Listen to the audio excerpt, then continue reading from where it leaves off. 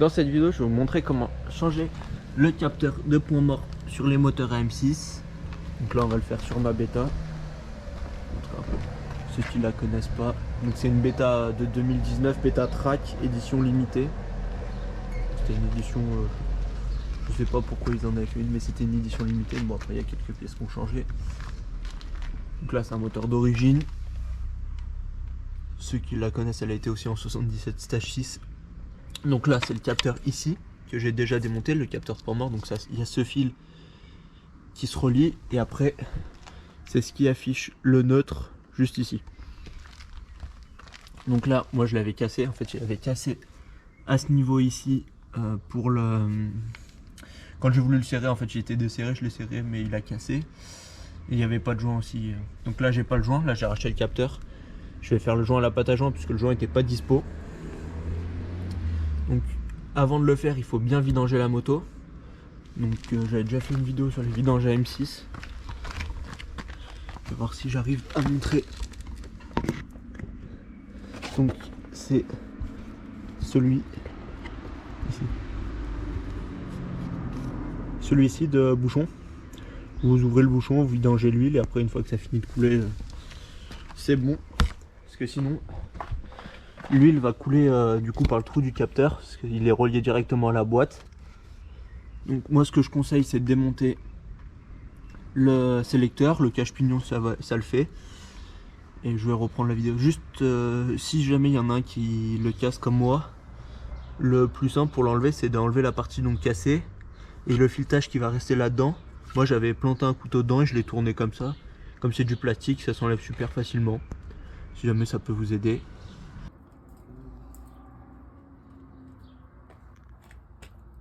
Donc là, on va prendre la clé de 8, on va défaire le sélecteur.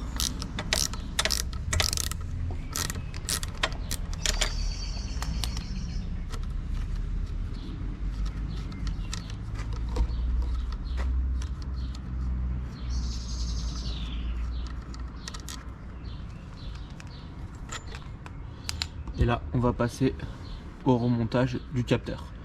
Je mets un peu de pâte à joint et je reprends la vidéo. Je te filme ta main. Donc là, j'ai mis de la pâte à joint, on va enlever le petit caillou. Donc tout le long ici sur le plat. Donc sinon il y a un joint d'origine, mais là il n'était pas dispo. Il faut une clé de 15 pour le monter. J'ai enlevé la petite vis qui va au bout où on fixe le câble ici. Ça marche pas, ça y est. Il n'y a rien qui marche. C'est possible.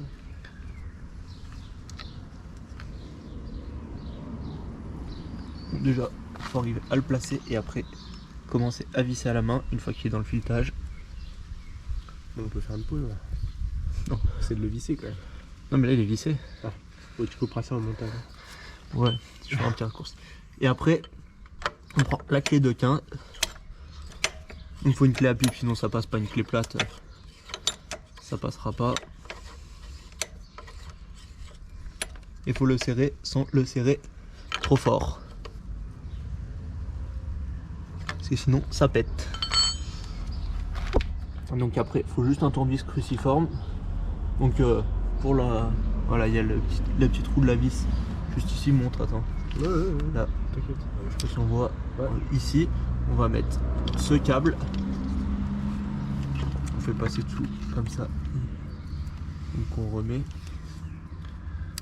la vis dedans.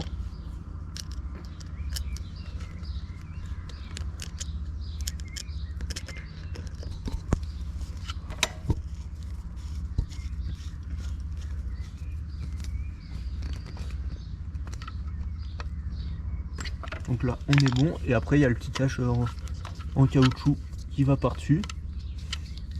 Si jamais il y en a qui le cherchent, le capteur pour moi il est sous ce petit cache. Ça se voit pas si on ne sait pas. Donc là tout est remonté. Donc là on est bon, je vais remonter le sélecteur. Donc moi je le mets plutôt vers le bas. Parce que je préfère, ça évite d'avoir des points morts. On a moins de points morts comme ça. Donc là en fait c'est super simple, hein. Il vous fait une clé de 8 pour le sélecteur, un tournevis pour la vis du câble, c'est la clé de 15 à pipe pour dévisser le capteur, et la clé de 13 pour la vidange pour le bouchon de vidange. Et après il n'y a pas besoin d'autres outils, c'est super simple à faire. Donc l'idéal c'est de le faire en même temps que sa vidange, sinon il faut changer la vidange parce que c'est pas top de réutiliser l'huile. Donc là j'ai pas d'huile, mais juste que j'aille chercher de l'huile. Mais après c'est juste ce bouchon à dévisser. Par ici il faut mettre entre 700 et 800 ml d'huile. Il y a cette petite vis ici pour voir le niveau d'huile. Quand ça commence à couler par ici l'huile, c'est que le niveau est fait. Donc là on voit bien, après on remplit par ici. Je vous montrerai quand même dans la suite de la vidéo. Juste faut que j'aille chercher de l'huile. Pour moi ça sera le lendemain, vous ça sera tout de suite. Donc je reprends la vidéo quand je refais le plein d'huile, comme ça je vous le montre en même temps, c'est mieux. Même s'il y a déjà une vidéo sur la chaîne, je vous le montre en même temps. Donc voilà, là on se retrouve 2 jours après. Bon, pour vous ça sera tout de suite, mais il pleuvait, du coup je l'ai pas fait. On va remettre de l'huile. Donc ça va être, moi je mets celle-ci. Après il y en a d'autres qu'on peut mettre, un peu importe, tant que c'est de l'huile de boîte de temps avec embrayage à bain d'huile, ça marche. Donc voilà le prix, hein. C'est toujours l'étiquette je crois, 15 quelque chose, 15,45. Donc au total je crois qu'il m'a coûté 6 € le capteur. Donc ouais, ça vaut entre 6 et 10 €, donc entre 20 et 25 € pour faire le changement quand on fait la vidange. Après sinon il y a une autre technique pour faire la vidange, je vous montrerai après. Il faut coucher la moto, et après pour pas faire la vidange il faut coucher la moto, et après vous pouvez démonter le capteur sans faire la vidange. Mais après c'est mieux de faire la vidange, moi je préfère. Donc là j'ai déjà dévissé ici la vis pour le niveau. Il faut juste avoir un cruciforme. Là on va enlever le bouchon. Et là je vais remplir l'huile. Je vais poser la caméra et je reprends.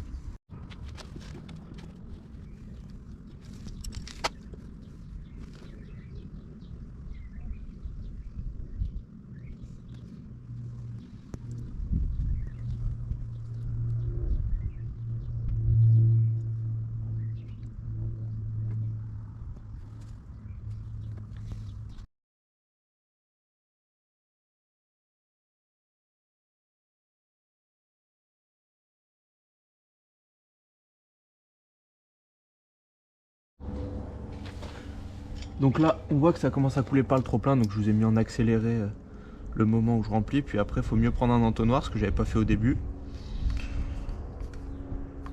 Et après on revisse cette vis, on remet le bouchon en dessous.